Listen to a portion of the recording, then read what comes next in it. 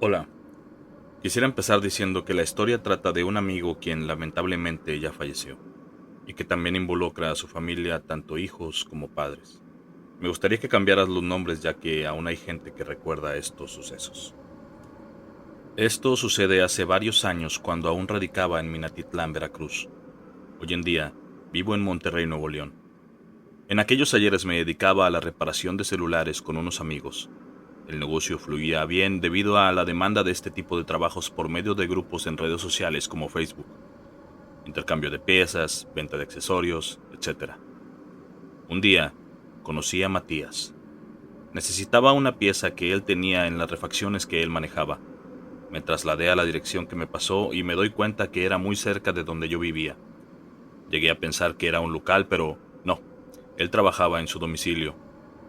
Debido a problemas de salud, se dedicaba a lo mismo que yo, pero por problemas con una parálisis que sufría, le era imposible moverse de su vivienda, así que estableció su negocio ahí mismo, en su casa.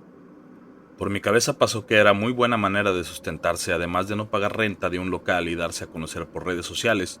El menor de sus hijos lo ayudaba en las reparaciones, entregas y todo este tipo de cosas. Empecé a entablar una amistad con él, primero por el intercambio de piezas o venta de refacciones las cuales él manejaba o viceversa. El trato con sus hijos, nueras, sus padres, los cuales estaban separados. Su madre era la que vivía con ellos, o ellos con su madre. Su padre los visitaba de vez en cuando. Todo se fue dando de forma natural, al punto de invitarme a trabajar con él en su casa. Como proveedor de reparaciones, por llamarlo de alguna manera, me pasaba los trabajos que tenía, le cobraba barato para que él pudiera cobrar un poco más y ayudarse, ya sea en su casa o en mi local. Todos teníamos trabajo. El sol salía para todos. Una mañana, mientras me encontraba con él haciendo unas reparaciones, llegó su papá. El señor había encontrado una Biblia quemada fuera de la puerta de su domicilio. Como yo en ese entonces también era muy allegado a la iglesia por temas del coro o en la pastoral, el señor me pregunta: ¿Cómo ves, Alfonso? Tú que eres allegado a la iglesia, me dejaron esta Biblia quemada afuera de la puerta de la casa.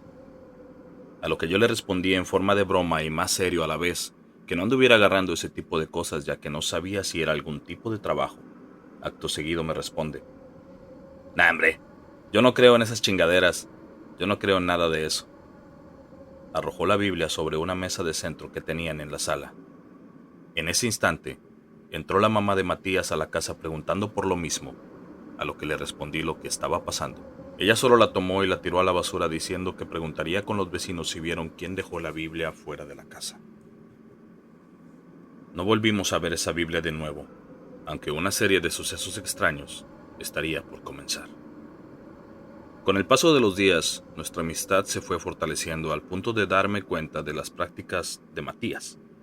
Él tenía un altar a la Santa Muerte en su habitación, a lo cual yo, por mi apego a la iglesia, empecé a decirle que no siguiera haciéndolo.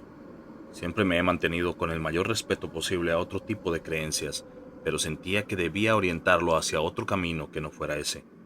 Poco a poco fue alejándose de eso y continuamos trabajando juntos. Días después, su mamá empezó a platicarme de una de sus dolencias, particularmente en un brazo.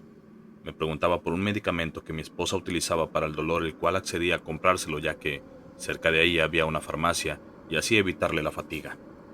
Al tomarlo no notaba cambios, solo le calmaba el dolor por un corto tiempo.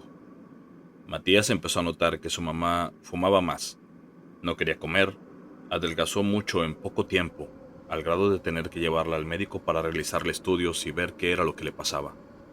Palabras más, palabras menos. Al tener los resultados, nos enteramos de que tenía cáncer en los huesos, algo muy agresivo y muy avanzado ya. Enfermó demasiado rápido que en cuestión de días la dejó en cama. Le decían que no tenía caso hacerle quimioterapias por su avanzado estado, cosa muy peculiar que ocurrió también. Comenzó a caérsele el cabello y en su cama empezaron a aparecer piojos, como si de un hormiguero se tratara. Constantemente tenían que lavar su cama, sus ropas y a ella misma a pesar de que ya no tenía pelo. Algo muy raro, al día siguiente volvían a aparecer. Matías, a pesar de que tenía el apoyo de su padre en cuanto a gastos, recordemos que estaban separados y él tenía otra familia, tenía que seguir trabajando ya que los análisis médicos, estudios, tratamientos, medicamentos, etcétera, lo sobrepasaban. Como si eso fuera poco, me llegó a comentar que en ocasiones veía sombras pasar por el rabillo del ojo, cosa que me llegó a suceder un par de veces, pero al asomarme para ver si era su mamá, que quizás ocupaba algo, no había nadie. Llegué a pensar que tal vez era gente de la calle que pasaba y el reflejo de su sombra se metía en la casa. En ocasiones, llegamos a sentirnos observados sin haber nadie más con nosotros. Solo tratábamos de darle la explicación más lógica posible y dedicarnos al trabajo. Días después, familiares de su mamá vinieron desde Ciudad de México a ayudar con los cuidados de la señora. Una de sus hermanas, al enterarse de que yo era alguien allegado a la iglesia, me pidió ayuda ya que veía que su hermana no estaba bien, y esto ya era algo que sobrepasaba la ciencia y la medicina. Me pidió conseguir otro tipo de ayuda más espiritual en cuestión de trascendencia. La veía muy mal y agonizante. Comprendieron que no se iba a recuperar. Yo conocía a un sacerdote el cual tenía conocimientos más profundos, por llamarlos de alguna manera. Accedió a darle los santos óleos a la señora antes de que partiera y poder descansar. Antes de esto, sus familiares decidieron ir por algo de despensa ya que faltaba en la casa. Solo nos quedamos Matías y yo en la sala con cosas de reparaciones. Su madre estaba en cama descansando. Comenzamos a sentir esa rara sensación de nuevo, esa pesadez, como si alguien nos observara. Decidimos movernos a su habitación, además de que ahí se encontraban las piezas y refacciones que podríamos llegar a necesitar. Ya no tendríamos que movernos demasiado. Al estar ya establecidos y adentrados en nuestros asuntos de reparaciones, su madre se paró en la puerta de la habitación con el rostro envuelto en una mueca de enojo y los ojos irradiando furia nos gritó: «Dile a esa pinche gente que metiste a la casa que se larguen y que me dejen descansar o llamaré a la policía». A la policía, pensé, pero si no hay nadie en la casa más que nosotros. Mi espanto fue porque pensé que alguien se había metido a robar a la casa. Rápidamente tomé un bat de béisbol que Matías tenía en su habitación. Al dirigirme hacia la sala, armado de valor y del bat, Matías me gritó: «Espera, cierra la puerta, esa no es mi mamá. Mamá no se puede parar por su enfermedad». Al voltear y cerrar la puerta me percaté de que esta persona tenía cabello largo. La mamá de Matías ya casi no tenía. Se dirigió hacia su habitación, pero no recuerdo haberle visto pies. No recuerdo que caminara, más bien parecía como si flotara. Cerré la puerta de un golpe. Pálidos nos quedamos viendo el uno al otro, preguntándonos quién era esa mujer y por qué se parecía tanto a su mamá. Poco después escuchamos que alguien entró a la casa. Era su padre. Pasó a la habitación de Matías y al vernos asustados nos preguntó qué sucedía. Al contarle, solo nos preguntó que si no habíamos ingerido o tomado algo. Nos dijo que venía de la habitación de la señora y la vio profundamente dormida. «Alfonso, afuera hay una camioneta con un señor, dice que viene a buscarte». El sacerdote había llegado. Poco después de lo ocurrido, llegaron las tías de Matías con la despensa. Le expliqué al papá de Matías qué era lo que hacía el sacerdote ahí, a lo que él solo respondió nuevamente que no creía en esas cosas, pero que si esto nos ayudaría a tranquilizarnos, lo hiciéramos. Al presentar al sacerdote con la familia de Matías y estar dentro de la casa, inmediatamente preguntó: «¿En verdad quieren que les ayude?». A lo que todos respondimos que sí. «Si quieren que les ayude, tienen que sacar lo que tienen aquí escondido». No entendíamos a qué se refería. «Van a quitar todas las cosas de acero que estén colgadas. Habitación que les diga que abran, la abrirán, y sea lo que sea que vean o escuchen, no hagan caso». Comenzó a caminar por toda la casa, hasta llegar a un pasillo que conectaba con la parte trasera de la misma. En esa zona, había una habitación la cual pertenecía a un hermano de Matías que habían asesinado hace un año en un asalto fallido fuera de su casa. La habitación había quedado cerrada desde ese entonces. El sacerdote pidió abrir la puerta. Al entrar a la habitación, el sacerdote pidió sacar lo que había debajo de la cama. No sabíamos a qué se refería. El hijo menor de Matías se agachó y sacó una figura de la Santa Muerte, tierra de panteón y más cosas. Nadie sabía que eso estaba ahí. El sacerdote al ver esto nos comentó: «Toda la familia está entregada a esta entidad. Alguien de esta misma familia los pactó». Matías le pidió al sacerdote deshacerse de eso y continuar con los santos óleos para su madre. No había pasado ni una hora después de las oraciones cuando su madre partió al otro mundo. Ya pasaron meses después de la muerte de su madre. La vida continuaba. Matías se hizo de un coche usado. Su hijo lo movía a dejarme refacciones y trabajos finalizados, así como a dejarme más encargos a mi local, el cual ya era otro más grande. Seguíamos siendo amigos y socios, por llamarlo de alguna manera. Matías comenzó una relación con una chica la cual había contratado para hacer limpieza en su casa. Las cosas se fueron dando por sí solas. Me dio mucho gusto saber que después de la muerte de su hermano y la pérdida de su madre, había encontrado algo de paz en una relación. Su nuera me comentaba que no le agradaba del todo la nueva pareja de Matías. Sentía una vibra muy pesada por parte de ella. Recordemos que los padres de Matías eran separados, un detalle que quizás no es importante, pero el señor había trabajado en y era una persona pensionada ya por su edad. Manejaba grandes cantidades de dinero que le daba a guardar a Matías. Llegué a pensar que quizás por eso su novia se había fijado en él. Siendo sinceros, por su condición de salud no era un candidato que agradara a muchas mujeres. Ya había intentado tener relaciones con personas antes, pero no se daban por ese detalle, hasta que llegó ella. Mientras lo tratara bien y lo cuidara, no vi una bandera roja ahí. Un día, Matías pasaría a dejarme unos equipos para reparación que le urgían.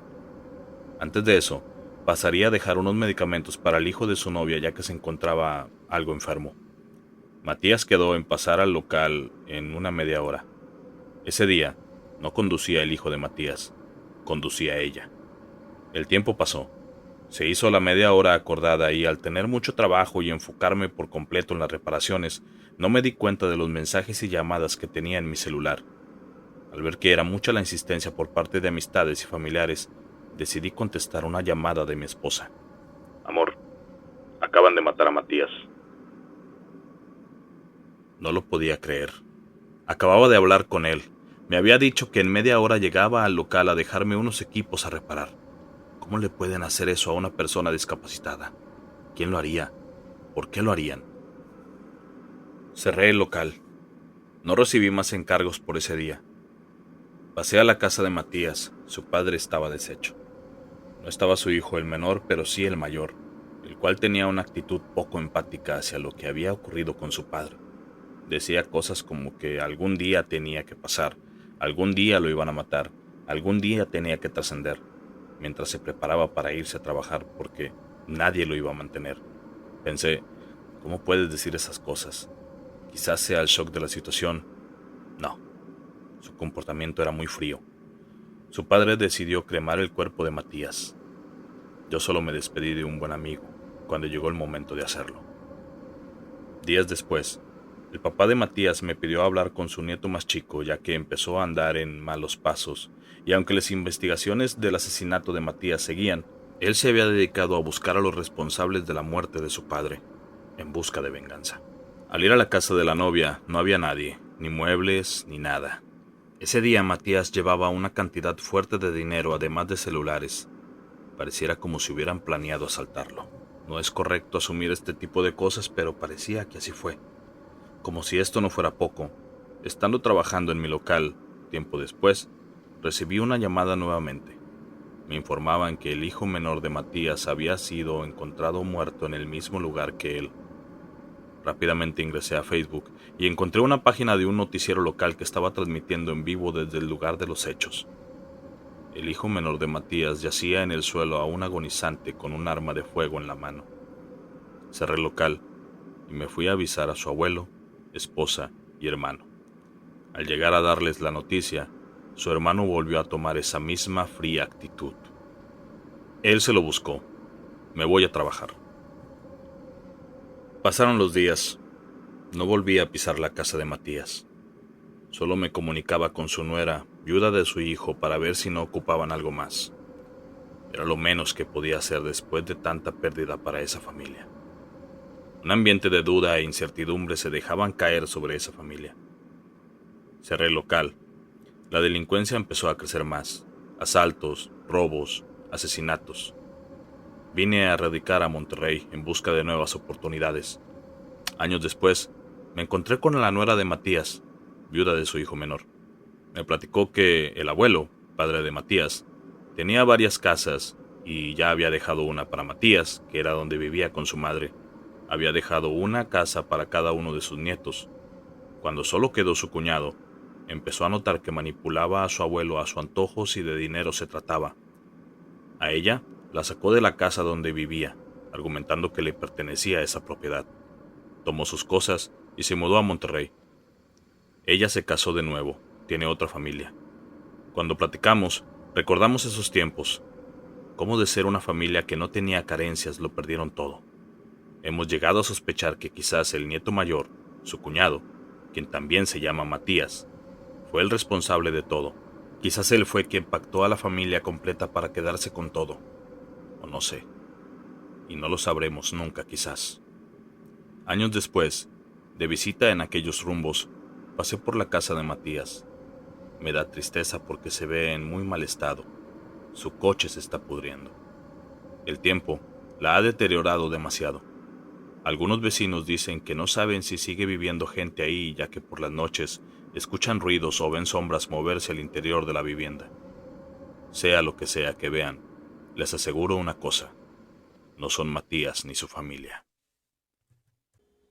Si te gustó la historia, no olvides comentar, darle like y compartirlo con alguien más. Suscríbete y dale click a la campanita. Y recuerda, el que no creas no significa que no exista. Mi nombre es César García y esto es Araña Blanca.